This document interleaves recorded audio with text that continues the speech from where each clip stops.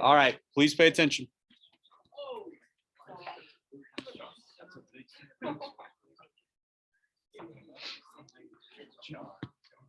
Mr. Stockton, you there? Hold on.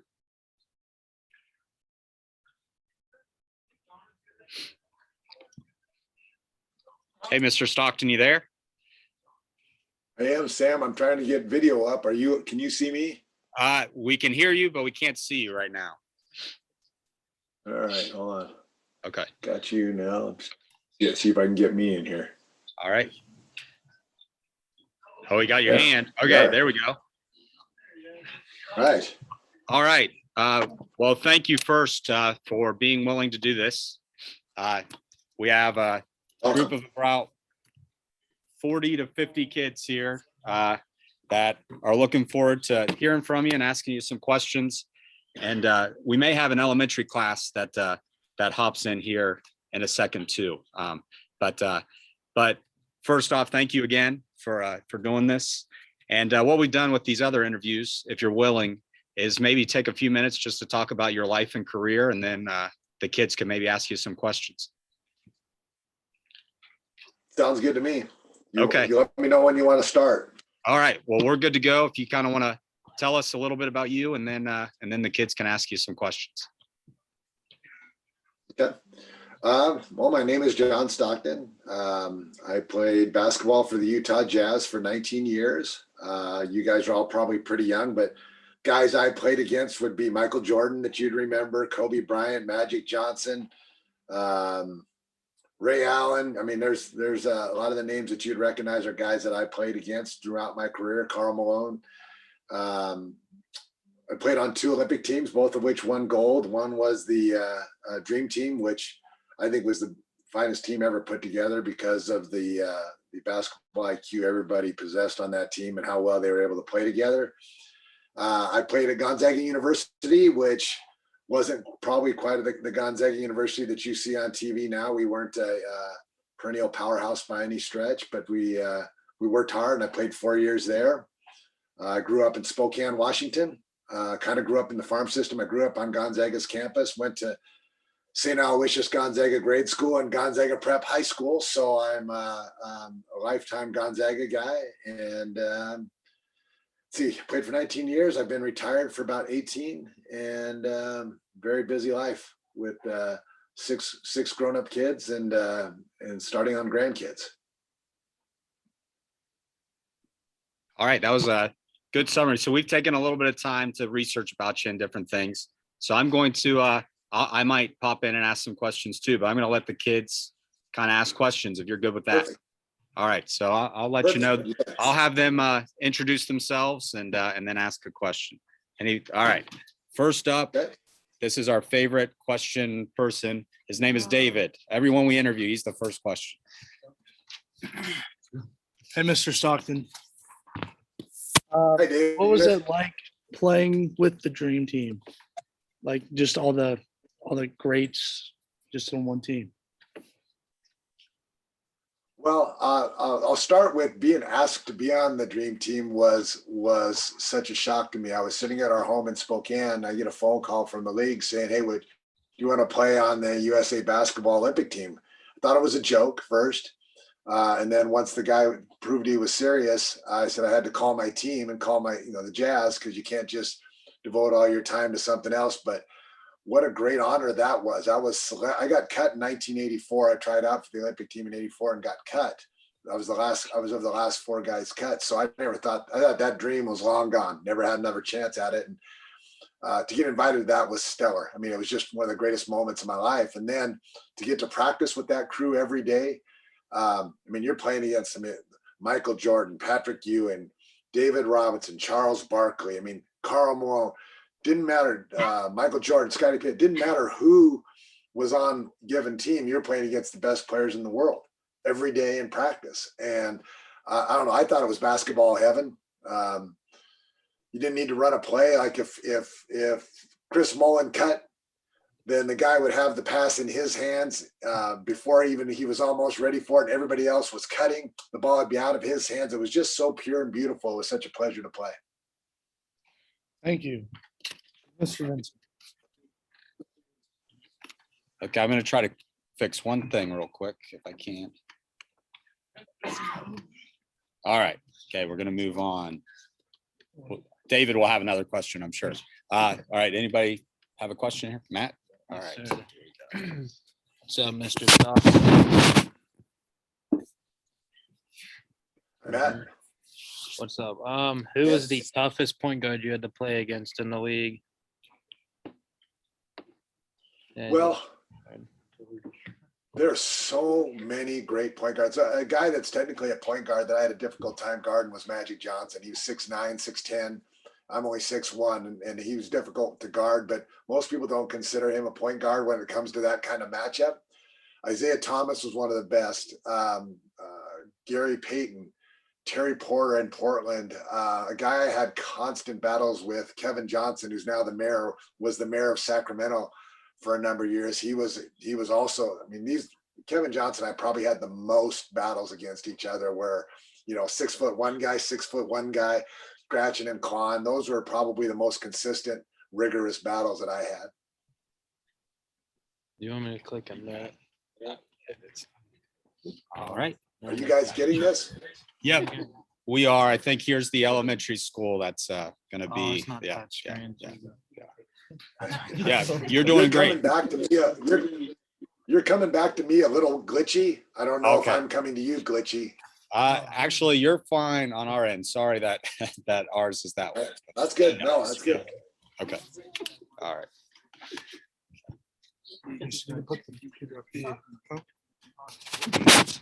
Hello, name's Mason Beam. You had 3 scholarship offers. It was Gonzaga, Montana, and Idaho. What was it about Gonzaga that you committed? Well, I have to admit that it's not going to sound very manly, actually.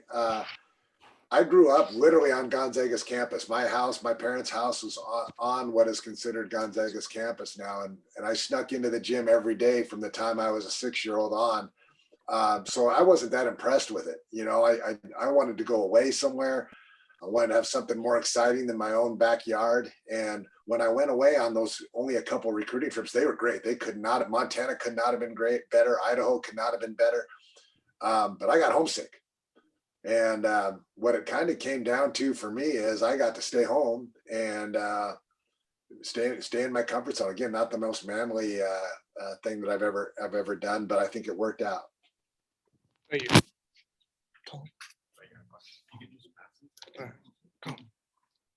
Anybody have a question?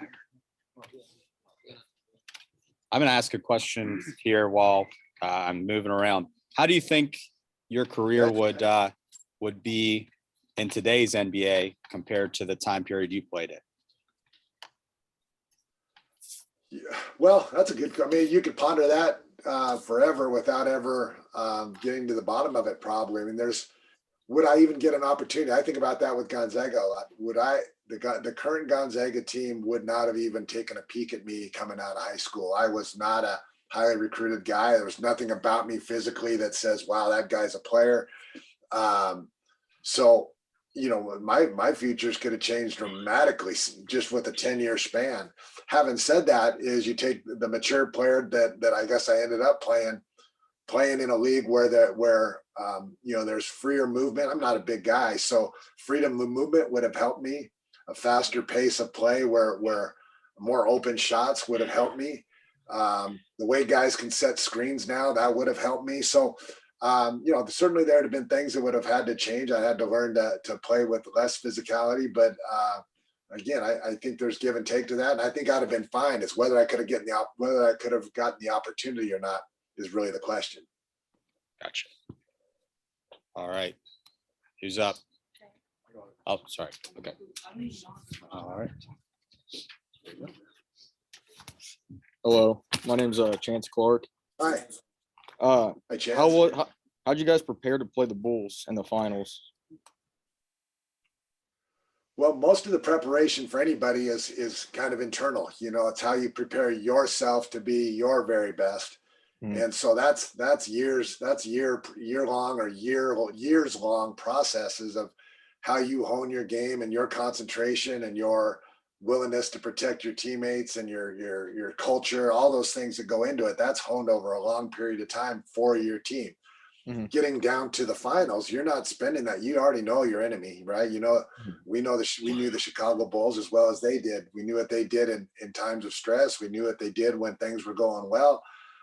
We knew where their most talented guys were and who was going to do most of the scoring. And so you take that time to kind of reacquaint yourself, and then you play the games and you reacquaint yourself even further. You learn more every play. You know, this guy goes right, this guy goes left. That's part of it, but it's way more complicated. You pick up nuances of their movement, their body movement, where they like to go, how to disrupt it. So that process is ongoing. And then you watch just a little bit of film beforehand and say, hey, remember this guy does this. Remember when the clock's running down, they want to go here, those types of things. So, but basketball is a fast-paced game, and you can't just choreograph what's going to happen and prepare for that exactly. Thank you. You're welcome. All right, we have a basketball player. They have their sectional game tonight. Hey, Mr. Stockton, I was just gonna ask, what do you think, like, what inspired you to start playing basketball when you were younger? Well, pretty simple. My brother played. I have a brother that's 4 years older than me, and my dad put a hoop up for him in the yard. And if I wanted to do something with my brother, I better do what he's doing. So Yeah. he'd shoot around in the front yard or the backyard, and then he would go to the gyms. They used to use me. I mentioned I snuck into the gyms at Gonzaga. They used to chain the doors shut, but they would have a little play to it like that. So they'd pull the doors open, and as a little kid, they would drop me down through the opening in the top of the door. And I'd drop down into the gym and go open windows for guys to go play. I mean, it's just being a little brother is what got me started. I actually liked football. I thought it'd be cool to wear a helmet and pads and do all that stuff. I just wasn't tough enough, I think. Thank you. You're welcome. Donovan. Sorry. All right. Hi, Mr. Stockton. My name's Donovan. What was the moment you were drafted like? That's a pretty cool time. Donovan, they had in those days, they people would call you and they'd say, listen, we might draft you. They want to interview you. I only had one team interview me, and that was the Portland Trailblazers, and they were going to draft 24th pick that year. And so we were watching the draft just like we might have watched it in any other years, thinking, well, there's nothing going to happen until the 24th pick. And so here we are, and my coach, Dan Fitzgerald, who was a coach of mine at Gonzaga, called that morning and said, you might just want to keep an eye out for Utah too. I had never spoken with them. I didn't have any notion that they were interested, and they were picking 16th. So I did perk up a little bit when they say the next pick in the draft is Utah Jazz. And then they picked me, and then it's kind of like everything became a blur after that. I remember the fans sounded like booed me in Salt Lake because they didn't know who I was or care probably. So I heard the boo, and it's just being numb. Everybody around me was running around going, oh my God, this is the greatest thing. And they're all fired up, and I was numb. And then I got a call from Hot Rod Hundley, who was the announcer with the Jazz. And he said, well, welcome to the Jazz. And I just remember the wonderful feeling that I have a potential to have a future playing the game I love. And it was, the rest of the day was just kind of euphoria. Great day. People around me were having a great time. Everybody was smiling. Pretty special time. Long time ago now, though. Thank you. Welcome. Kind of a small world. Hot Rod Hundley, he's a WVU grad, so he's one of the only West Virginia players to have his number. Is he really? retired. Yeah. So he's a WVU guy. All right, Yeah. One of our principals has a He's a neat question guy. for you. Yeah. All right. Hi, John.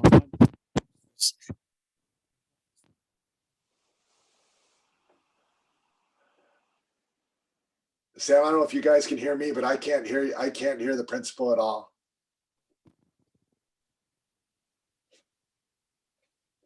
I can't hear anything. You guys are frozen.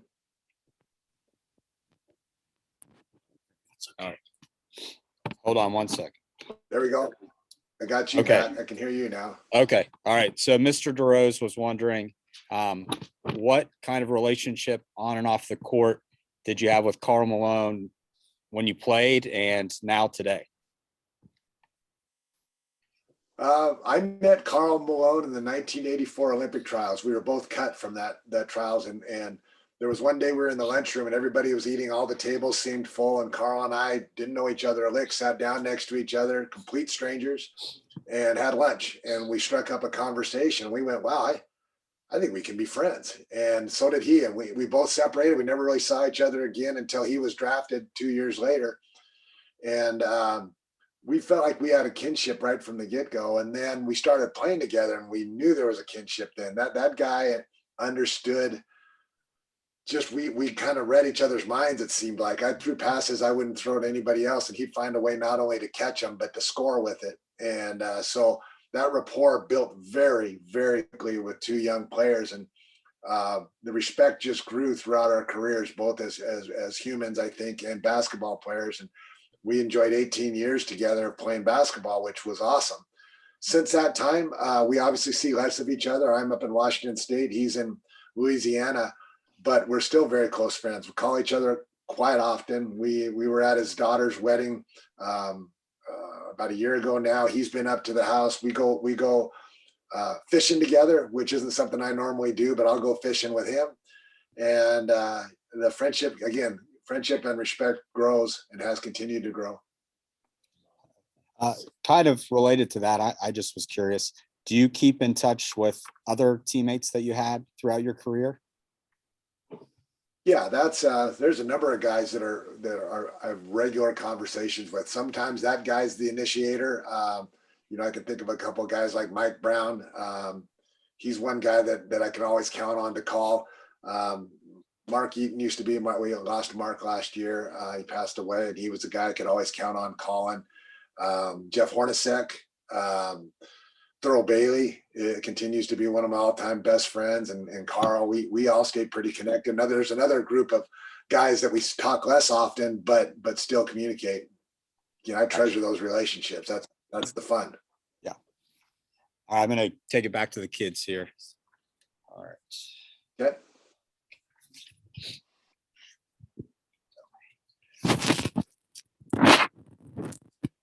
Mr. Stockton, have you been in contact with your son since he fled Ukraine? Yeah, he didn't exactly flee Ukraine. I thank you for knowing. Yeah, Michael, our second son, Michael, played in Ukraine. It's his 11th or 12th year overseas playing. He's played 8 years or 9 years in Germany. He's played in the G League. He's played in France, Greece, Russia. He was in Ukraine this year, and yeah, he was playing there. It was life is normal. Games every week, practices, nothing had changed. And then the embassy moved out, I'm going to say 10, 12 days ago, somewhere in that area. And when the U.S. embassy leaves and you're an American citizen, we felt like that was the safety net's gone. That's to not speak the language fluently and to have your safety net leave was time for him to go. So he and the other Americans on his team, all but one, were able to leave peacefully, comfortably, without issues about 10, 11 days ago. And he's been home since then. So yeah, in fact, we shot around this morning. I did some rebounding for him this morning. Thank you.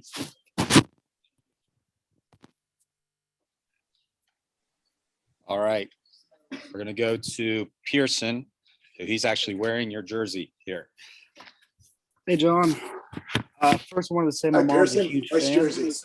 Thank you. Thank My you. mom wanted me to Thank tell her. you that she was a huge fan. And I just was wondering, what do you feel was your best game?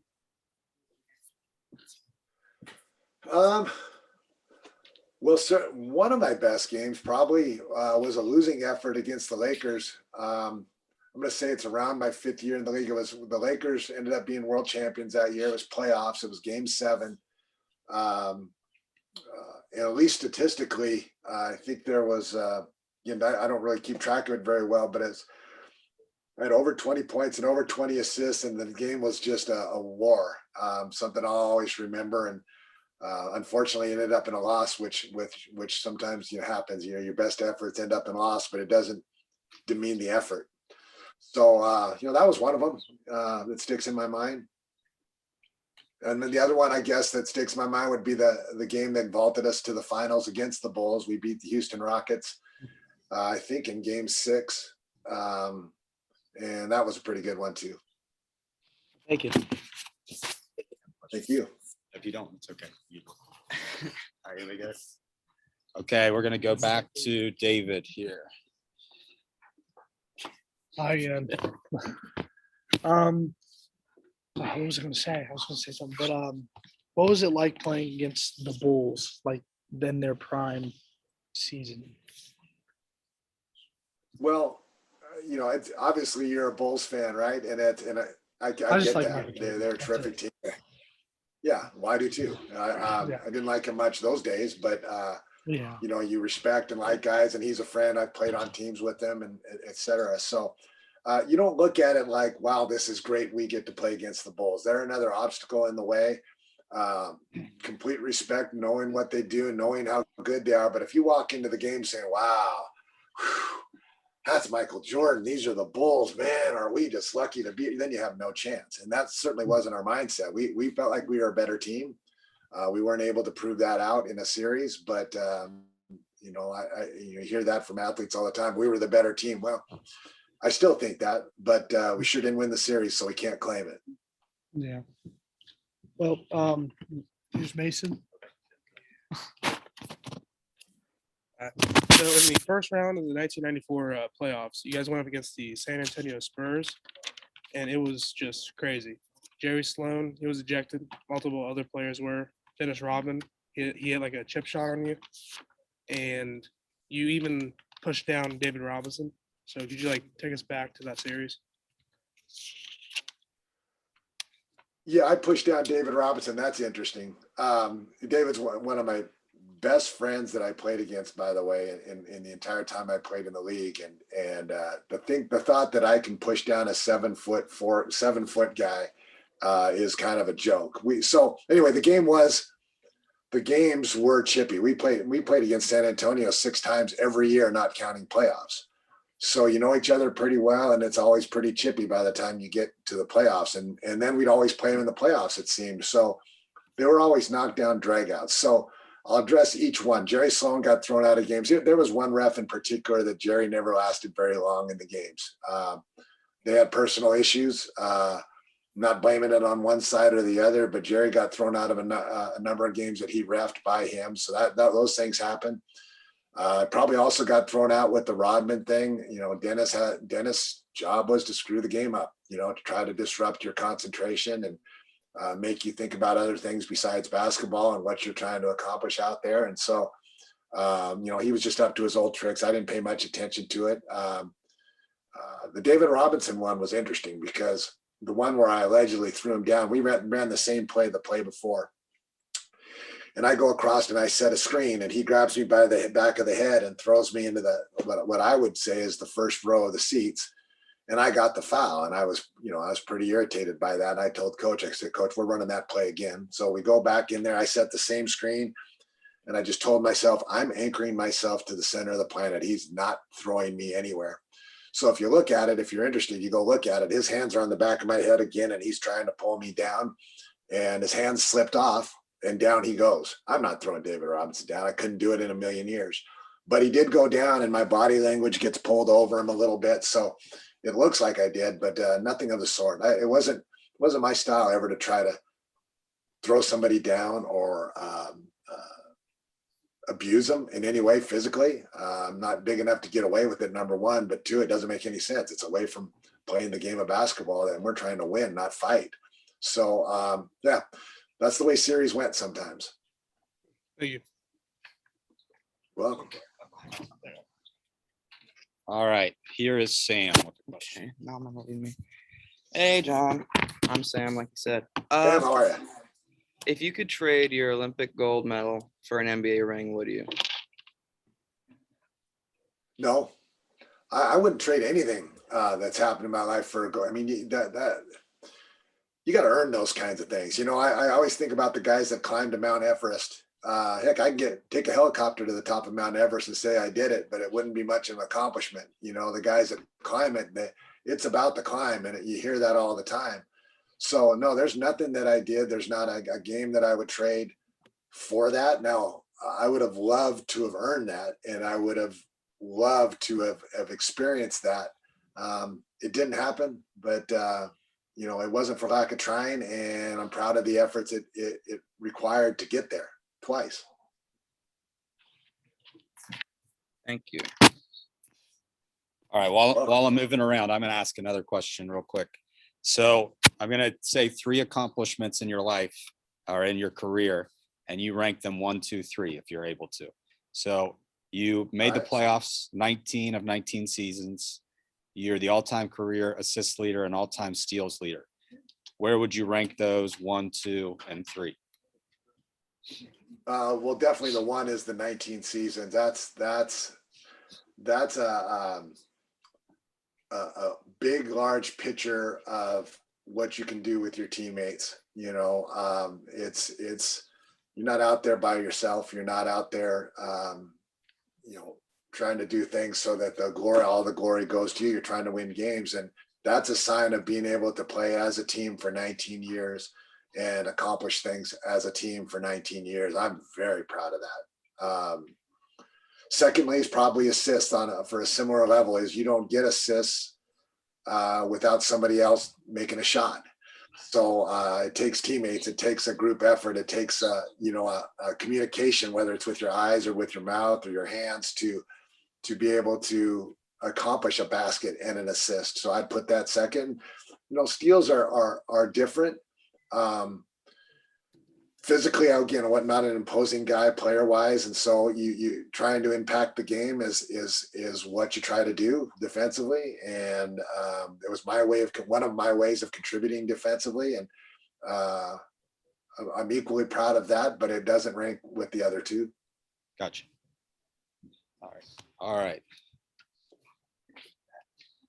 Here is Colin. Hello, Mr. Stockton. Hey, Colin.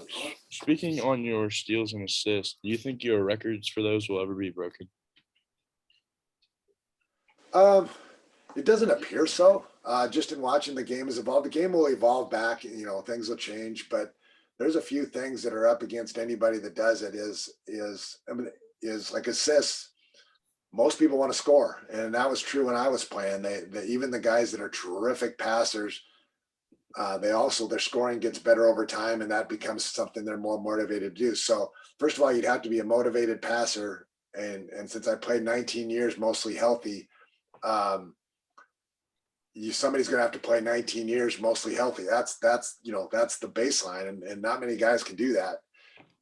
Secondly, they're going to have the ball in their hands, and they're going to have to be asked to make those decisions and passes all the time. So I think that's a long shot. The other one could happen. I mean, you see how rules change anyway, and what people use as criteria for an assist when I played was different than what they used for an assist maybe when Oscar Robertson played. So how they determine what those stats are and the whole desire to try to have people break records, I think anything can happen, but I think it's probably unlikely if it stays like it is. Thank you. What is it? I'll think of it. All right, anybody have a question? All right. Okay, we're gonna go. Sorry, Dave. All right, gonna go back to Jackson here.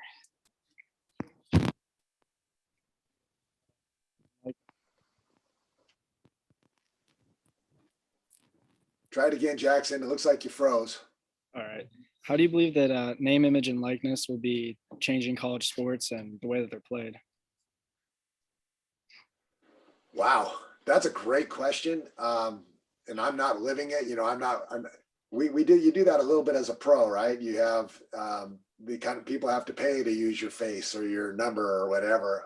And the league's always held really closely to the name on the front of the jersey, like the Jazz. I can't use the Jazz to advertise something I want to use, but I can use my name. So it'll definitely change things. I get it. These kids are being, their names, images, and likeness are used to promote a game that they're that they're playing. It helps the university. It helps their leagues. It helps all that stuff.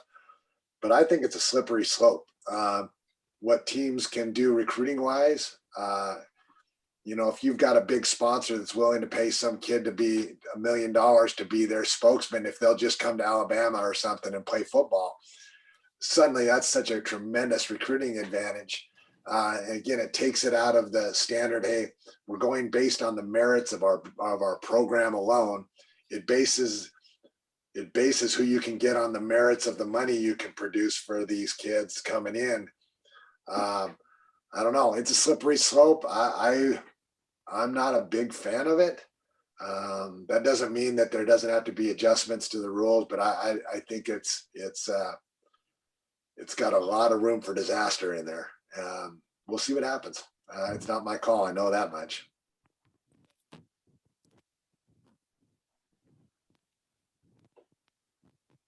All right. Okay, hold on one second. Hey, Mr. Stockton, it's me again. Who's a player you love watching today? Well, again, there's a number of them. Steph Curry is certainly one. I actually played with his dad in Utah for a year or two. Great family, great people. And Steph just has some really truly unique skills that amaze me. And again, not to single him out as the only. There's so many impressive young players, and but wow, I watched him play the other day, and he made six or threes in a row. Yeah. People running by him. It was just so easy to him that you have to marvel at it a little bit. Thank you. Well, Okay. All right. Okay. All right. Hey. Coming out of college, what team did you want to play for most? Boy, I think probably if I had to pick a team at the time, it would have been the Seattle Supersonics, then the Portland Trailblazers. I mean, I'm from Washington State, and I'd actually been the ball boy when they played an exhibition game once every few years in Spokane, where I'm from. When I was a young kid, I got to be ball boy for them, and so a lot of my favorite players were on their teams, and I think that would have probably been my first choice without putting much thought to it. But the moment I was drafted, it was no use thinking about any of those anymore. Utah was my favorite team from that point forward.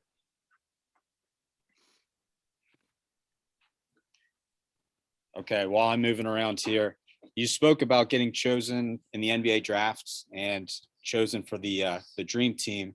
What was it like when you got the call that you were going to the Pro Basketball Hall of Fame, or the Basketball Hall of Fame?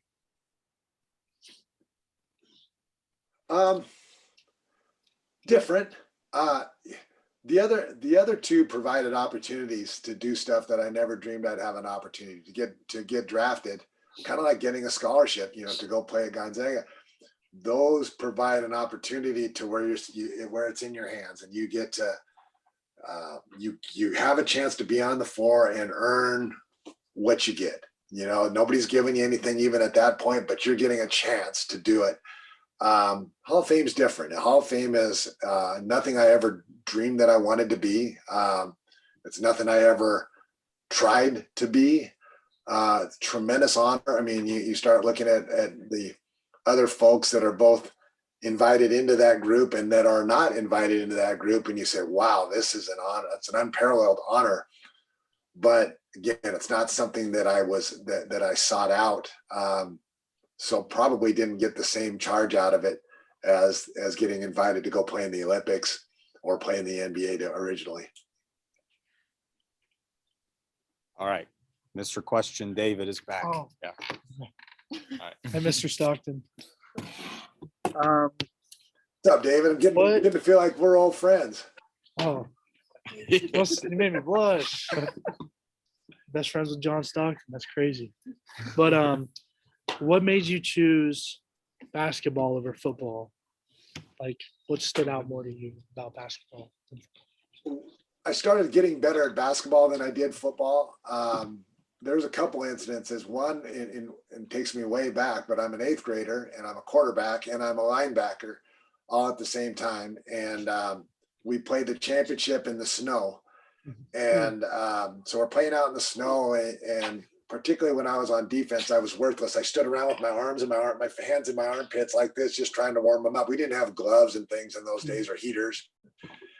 And I go, wow, maybe I'm not, tough enough to play this if I got to stand around with my hands in my armpits. And then the next year as a 9th grader, we obviously move up to high school here as a 9th grader, and a lot bigger kids, a lot stronger kids. And I played defense. I was a cornerback, and I went and tackled this tight end, just ran a little out, and I went and tackled him. I get up out of the pile. Oh my gosh, that hurt. And the other kid bounced up and ran back to the huddle. And I said, well, all right, well, maybe that's another indicator that the helmet isn't for me. And then my brother also finished playing after 9th grade. And like I mentioned before, my brother, I idolized him my whole life. So it probably tilted me towards something. And then I put a lot of time in playing basketball and was getting better and liking it. So it was an easy transition. Oh, well, here's Mr. Vincent back. All right. Mason, who has his basketball game tonight, has another question.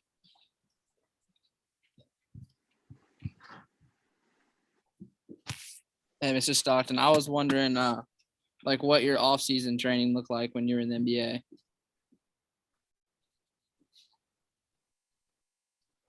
That's a good question too. One thing I know about getting in shape is it's a lot easier to get in shape if you're already in shape, and people think that you always think that there's a level that you're at and I'm in great shape. That's it. I think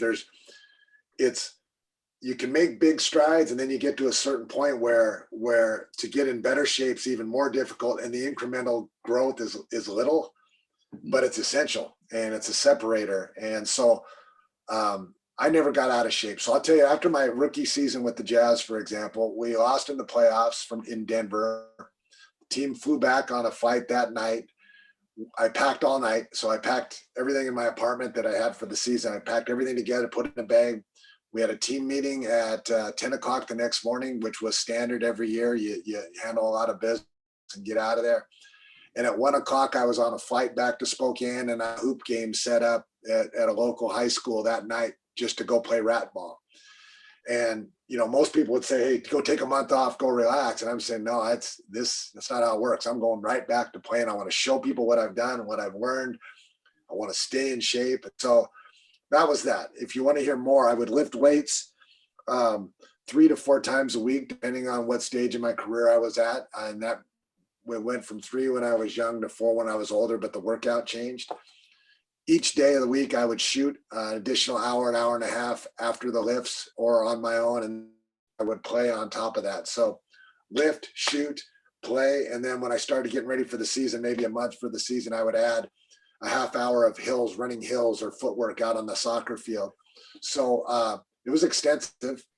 Most people don't do it, and I had to do most of it along with the trainer at Gonzaga. His name was Steve DeLong, became one of my all-time best friends, and he kind of hung with me through every aspect of that, making it doable. Thank you. I give you an idea. Yeah, that definitely gives me an idea how hard it is. All right, gonna move you to Madison here. Hi. I think he's frozen. Frozen. You're a little frozen right now. I'm still There we seeing go. you, Sam. There we go. Are we good now? Let's see. Are we good? There we go. Yep. Okay. All right. Okay, my name's Madison. So you only missed 22 games in Madison. 19 seasons, and today people miss 22 games in like 1 season. So I want to know your thoughts on that, how you feel about that. Okay, that's also a good question. I feel like first of all, I felt like it was an honor to play. I remember the first game I missed. First games I missed, I was sick. They had me actually in the hospital in Charlotte and taking IVs, but so I couldn't they wouldn't let me play. So that was that. I remember the first game that I missed, I felt like crying the whole time. thought it's such a privilege to be allowed to play in a game, whether it's your grade school, your high school, your college, or professionally, if you're lucky enough to do any of those. It's such an honor. I can't imagine, unless my arm is broken, my legs don't work, that I would ever let myself not play in a game that I was allowed to play in. So that's first. Secondly, I think you have a duty. I mean, I would, people pay money to go to games, and if I'm their favorite player that day and I decide to take a day of rest, what a bummer it would be for that person to travel that distance, spend that kind of money, get in their seats, get their popcorn, and go, where's John, or where's Carl, or where's whomever. And so I think we have a duty to play when we're ready, and I think we have a duty to play when we're a little bit hurt. Obviously you don't want to make yourself more hurt by playing, but there's a lot of area between hurting yourself worse and having a little boo-boo that I think is lost. And now they do it just to rest guys. I'm so morally opposed to that, Madison. I can't explain it. Thank you. You're welcome. Thanks for the question. All right, moving. We got more people now. Here's Grant. I was just wondering what it was like hitting a game winner against Charles Barkley.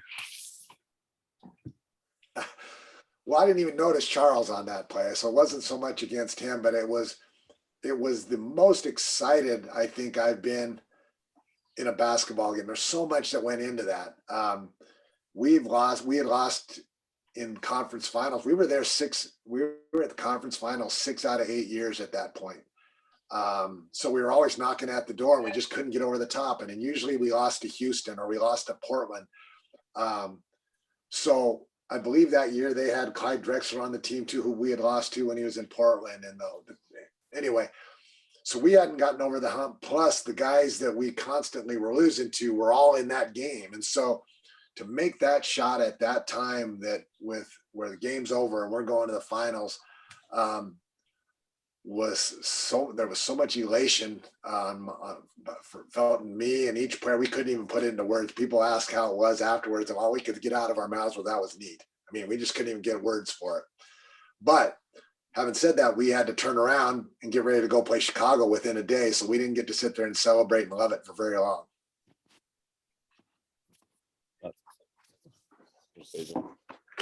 Again, Mr. Stockton. Hey, what's up, David? Nothing, just talking to you. But what's it like being ranked in the top 70 and the top 75 players of all time? It's a little bit like the stuff you were asking about before. It's not something that I've ever sought out. Wasn't a goal. It wasn't anything. But I stood in the room with one legend after another, and then shook hands with a bunch of guys I thought were legends as well that weren't selected to that group. And you start realizing what an honor that is.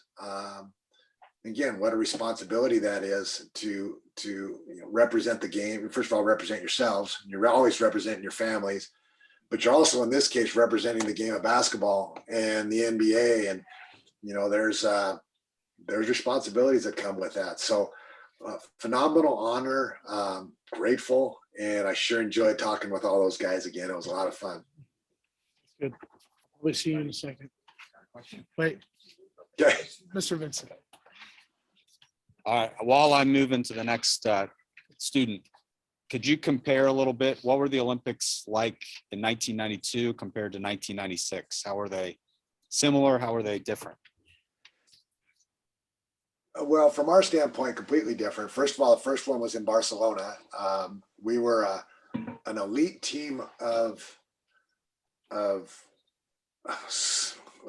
not everybody, but superstars, like culturally.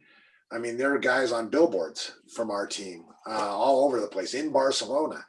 And that gives you an indicator of the popularity of the game and some of the players on our team. I mean, we were sequestered in our own hotel with security and helicopters and SWAT units and buses and motorcycles with guys that were armed, giving us escorts everywhere. And the entire world knew they were going to lose by 30 points. So when we went to games and we're facing off with the other team for introductions, there was nobody that had their game face on and were looking at you like a piece of meat. They were all looking at you like, gosh, let's go get Michael Jordan's autograph, or let's go get, Magic Johnson's autograph. You could tell they weren't ready to play, and it was going to be a cakewalk, and it was. So 96 rolls around. It's in the United States, and it's in Atlanta. That completely had changed. So those teams now had experienced, the so-called dream teams, and they said, okay, I think we have a chance this time. So when you looked across, when you had the introductions before the game, you looked across to the other team, there were game faces on, and they weren't looking for extra autographs. They were looking to come in and make history. So I thought the road was much more difficult for the 96 team because the other teams were readier. Yeah. All right, here's a senior, William. Mr. Stockton. William? I have a similar question.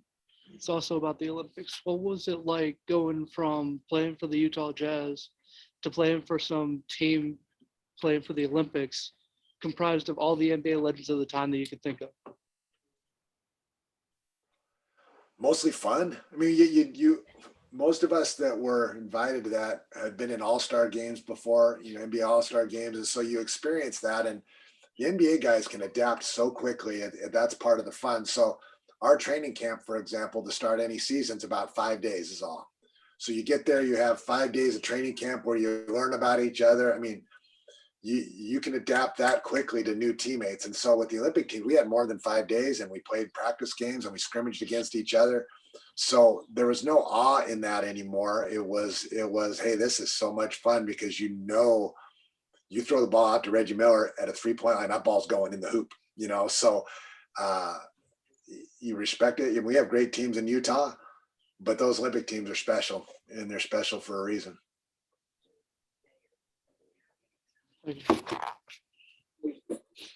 All right, we're moving all around here.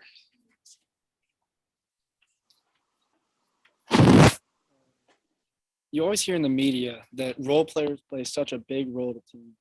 What to a team?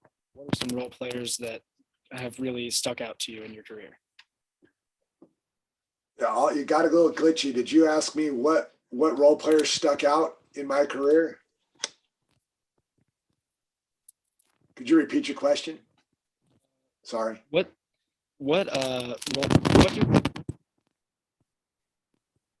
role players stuck out to you during your career? You can't hear.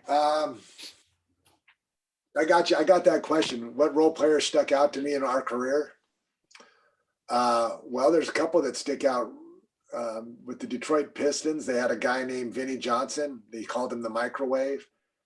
He's a role player. His role was to come in and score as many baskets as he could, as fast as he could, as soon as he came in the game.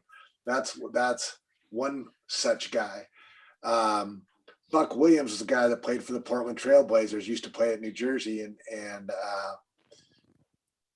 his role was to be very physical, to rebound, guard their toughest big guy, also make shots, make free throws. So in essence, we all are role players.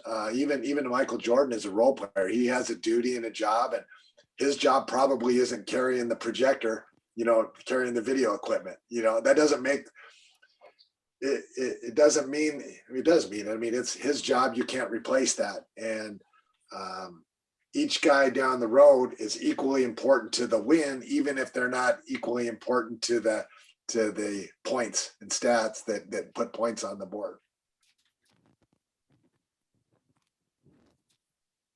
For us, one more. You still there? Yeah, he's still here. Yeah, if we had a guy with us, Mark Eaton. I mentioned it. He just passed away. He wasn't a guy that scored many points, but he blocked more shots than anybody ever in the history of the league. He made us such a formidable defensive team because he could block shots. Now, he was never considered ever in the same breath with a Michael Jordan, but he was absolutely 100% vital to our team being successful. And I don't know that good teams don't sit there and weigh it. Well, gosh, so-and-so's given more than this, so-and-so's given more than this. What they do is we all bring our best. And when you all bring your best, whatever that role is, then you can succeed as a group. And again, I think Utah did that with 19 straight years in the playoffs.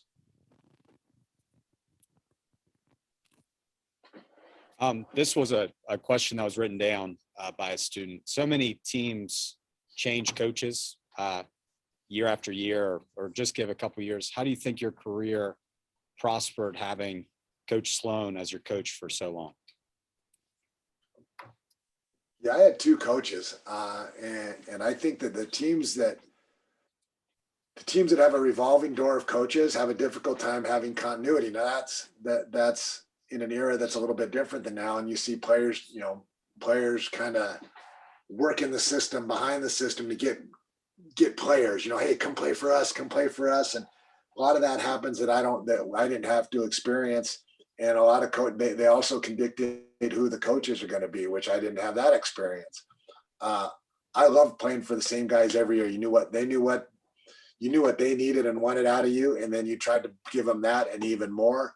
And gives you a chance to understand what the team's trying to accomplish. And frankly, the success of our team wasn't because we had all the best players, but because we had a lot of great players that would contribute and find ways to succeed as a unit rather than as an individual.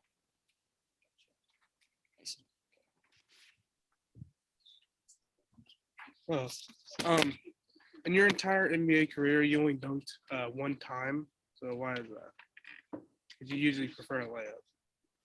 Well, I wasn't very good at it. First of all, I remember the one. It was I was a guy that I didn't want to risk missing any shots. So I wasn't doing silly stuff. I wasn't trying to get too fancy because it wasn't worth missing a shot for. Similarly with dunking, I could dunk, but it wasn't exactly exciting. It wasn't overly easy. The one I did do was at the end of a game, and I didn't want to miss the layup. So I just went up and just kind of, reached down and dumped it in like that. I didn't try to break the rim or anything like that. Nobody even noticed. So, the official one dunk is probably my stat. I don't think anybody else ever recorded it as such. So there you go. Thank you.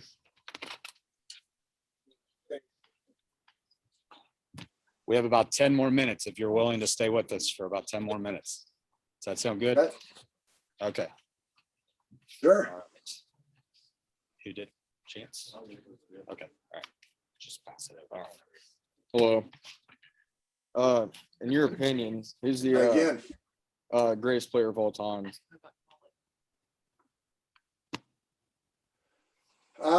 Well, it's neat to hear you ask that question. Normally people say, who's better, this guy or this guy as the player of all time? And I got to think there's 5 to 8 players that would fit into that category. Start with some old time. I think Kareem Abdul-Jabbar is certainly in that run. Wilt Chamberlain is certainly in the conversation. I think Magic Johnson, Larry Bird, Michael Jordan, LeBron James, Malone is an underrated contender of that. Elgin Baylor is the best basketball player he ever saw in his entire life, but I never saw him play. So, I think when you deal with eras like that, you can never fully claim one guy is. I mean, you look at today's game with the exaggerated 3-point shot, and the teams are scoring 160 points. So if a guy averaged 25 in today's game and a guy averaged 18 30 years ago, to suggest that difference is an indicator that one's better than the other, I think it would be a mistake. Great players are great players, and I think they would succeed in subsequent years and past years if they grew up in the same environment with the same opportunities. So, a lot of guys fit in that category. Sorry for the wimpy answer.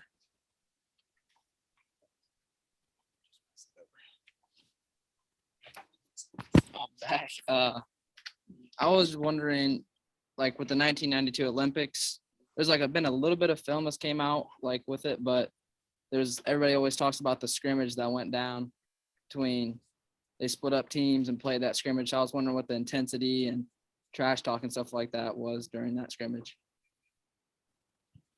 Well, a couple of things on that. I mean, you've seen the videos, and I don't know why videos do this, but they try to exaggerate certain points and ignore others. And one of the strengths of that entire team was that everybody came together, all superstars, and they gave of themselves. You know, they didn't need to be the guy. They needed to be a contributor and bring their best game in the minutes they had. And it wasn't about, pounding your chest and being number one.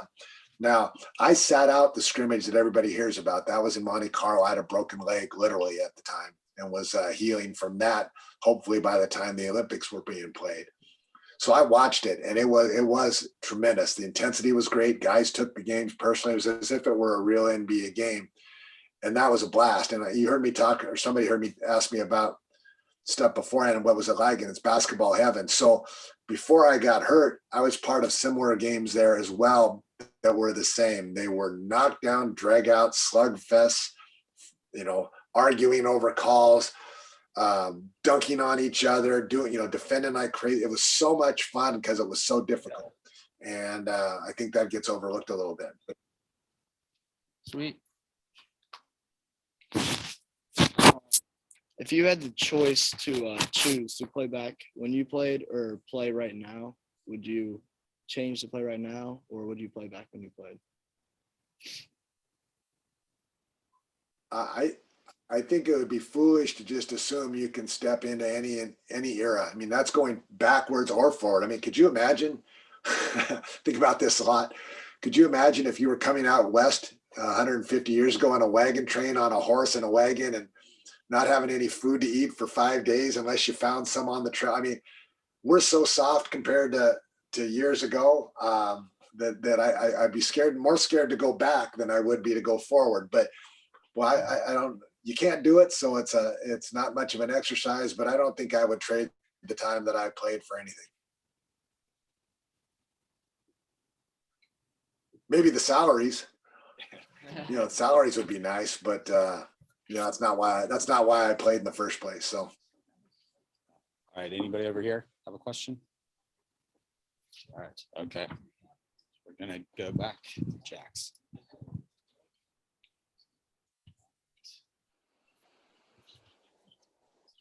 Was an advocate for women's basketball. What effect on basketball, not only women's, do you think that he had?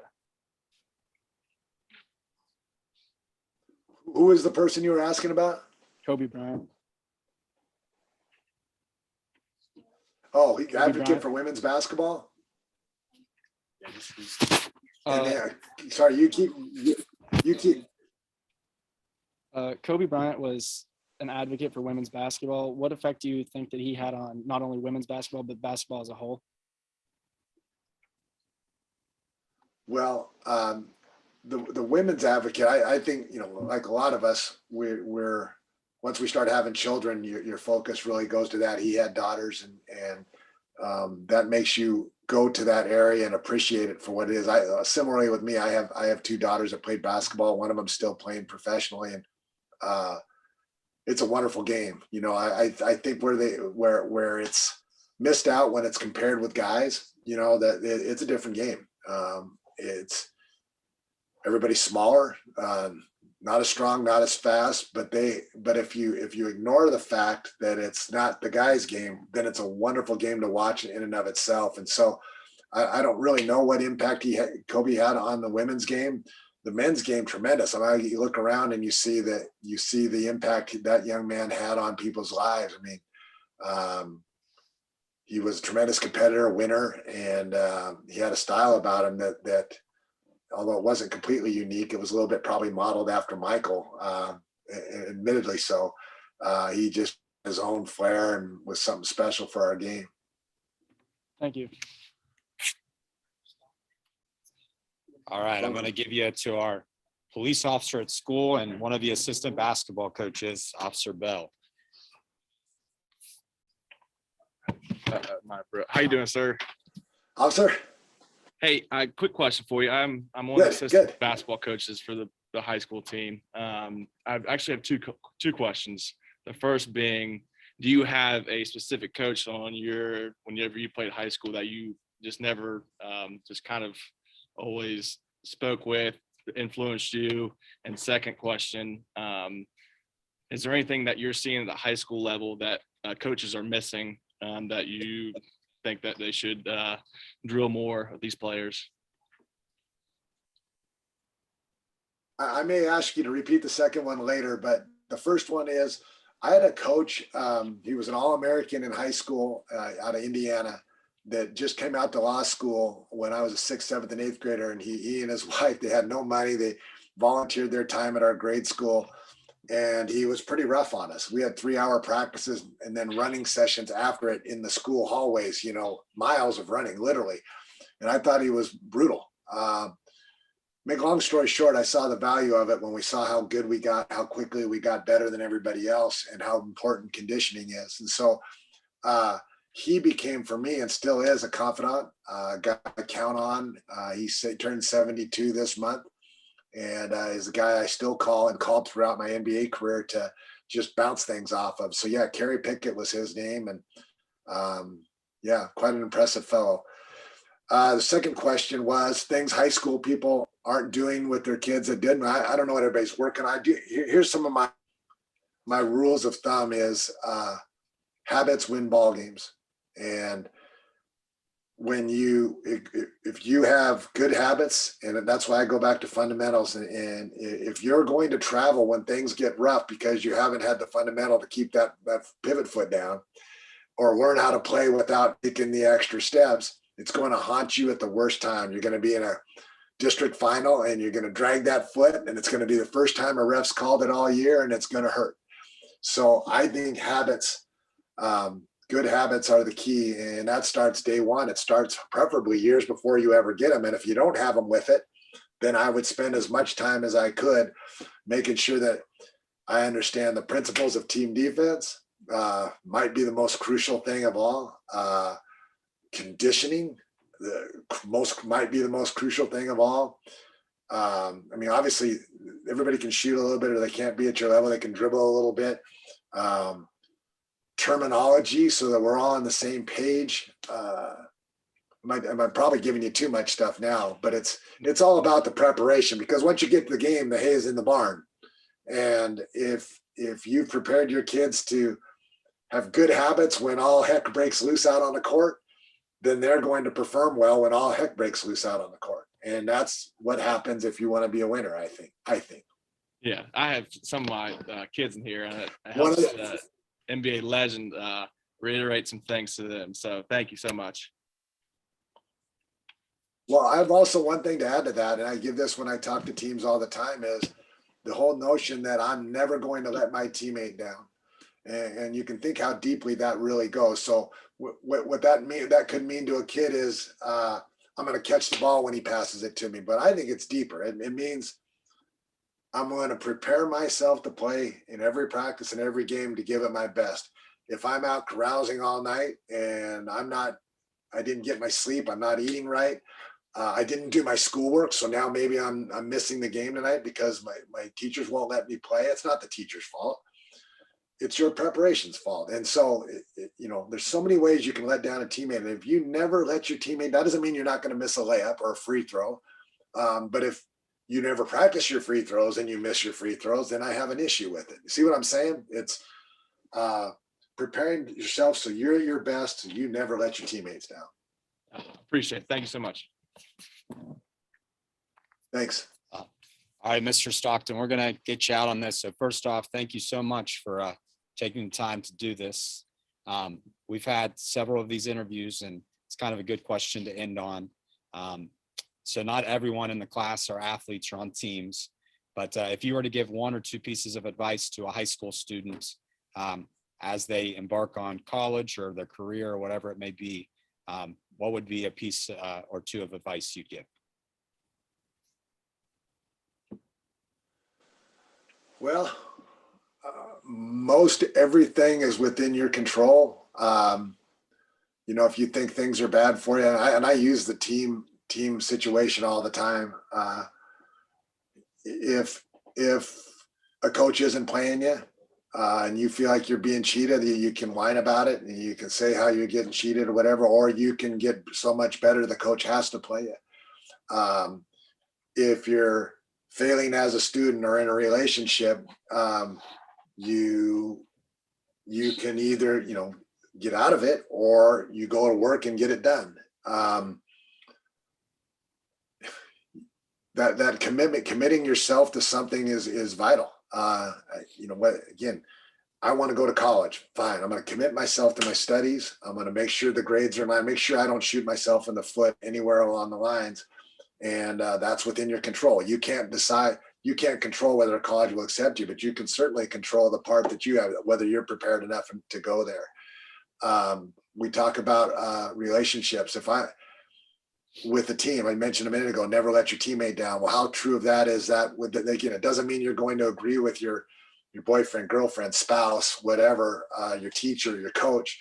Doesn't mean you have to agree with everything they said, but I'm not going to let you down and give up on it. I'm going to keep working towards making your life better, making my life better, making our life better, and it will. And I don't know if that got a little preachy, but there you go. Perfect. Well, thank you so much for taking the time to do this. We really, really appreciate it. Well, good luck to all of you. Good luck to the guys at your games tonight. Good luck to the rest of you students out there. And thanks for taking the time to chat with me. All right. Well, thank you again. We really appreciate it. Thank you.